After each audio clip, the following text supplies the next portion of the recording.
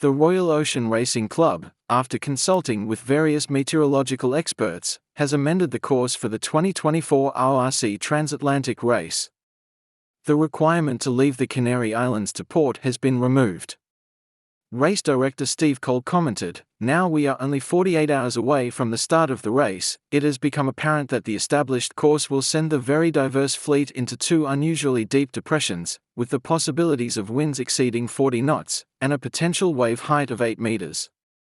This decision allows boats to still take that route if they wish, but opens an option for boats to head immediately south after the first mark, if they choose to do so." Lisa McDonald, from PredictWind, foretells a calm before the storm for the race start, at 1200 UTC, on the 7th of January. Looking ahead to Sunday's sunny start from Lanzarote, most of the models are in agreement that the wind will generally be out of the north-northeast quadrant, and anywhere from 6 to 10 knots in the morning, with acceleration to 12 to 14 knots in the afternoon, and going into the early evening. There will be a significant wind shadow effect to the south of the island, with very light and variable wind at times.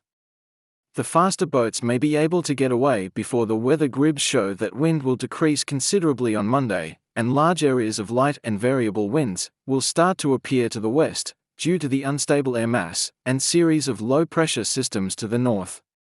The fleet can look forward to navigating a large and variable area of light winds going into the start of the week before the next weather front system arrives. The FAR 100, Canting Keel Maxi, Leopard 3, skippered by Chris Sherlock, is the hot favorite for monohull line honors, and has the potential to set a new race record for the RORC transatlantic race.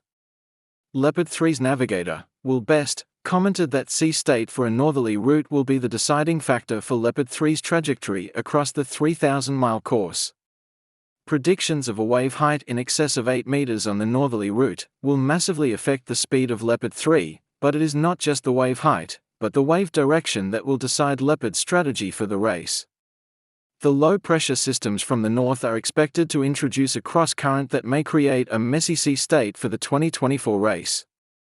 The monohull race record for the RORC transatlantic race is 7 days, 22 hours, 1 minute, 4 seconds, achieved by Comanche in 2022. Mitch Booth was the skipper for the record run, and Mitch is part of highly experienced crew on Leopard 3 for the 2024 race. 3 Mod 70s in the race are favorites for multi-hull line honors. Skipper of Mod 70, Lamosa, Alexia Barrier, believes that the disruption to the trade winds will increase their chances of success for the race. Lamosa is in original Mod 70 configuration, but their immediate competition, Jason Carroll's Argo, and Eric Merris, Zulu, both have lifting foils midships and on their rudders. Argo and Zulu are potentially much faster reaching in normal trade winds.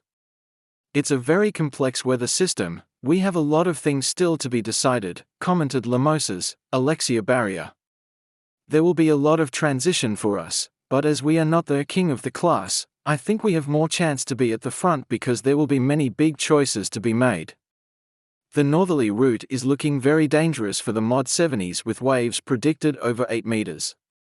The 3 Mod 70 skippers are having a discussion, and we hope to have an agreement before the race start, that we will all go south of a GPS waypoint. Christopher Sheehan's Pack 52, Warrior 1, has a stellar crew, including Canadian tactician Richard Clark. Warrior 1 must be considered as one of the favorites for the overall win under IRC. However, the complex weather is bound to create a race with numerous strategic conditions. "The weather is looking brutal, a stormy North Atlantic," commented Richard Clark. "The greatest challenge is to keep the foot on the gas in a race of this length, to continue to focus, and to battle the elements. Looking at the forecast, it is a massive accomplishment to race across an ocean, and the Warrior 1 team is prepared to pull it off. That is the number one task." Hanno Zeems, Martin 49, Moana, will be taking part in its debut RORC transatlantic race. Hull number 3, of the Carbon Nomex design, built in New Zealand, Moana, will have a German crew skippered by Lorenz Pink.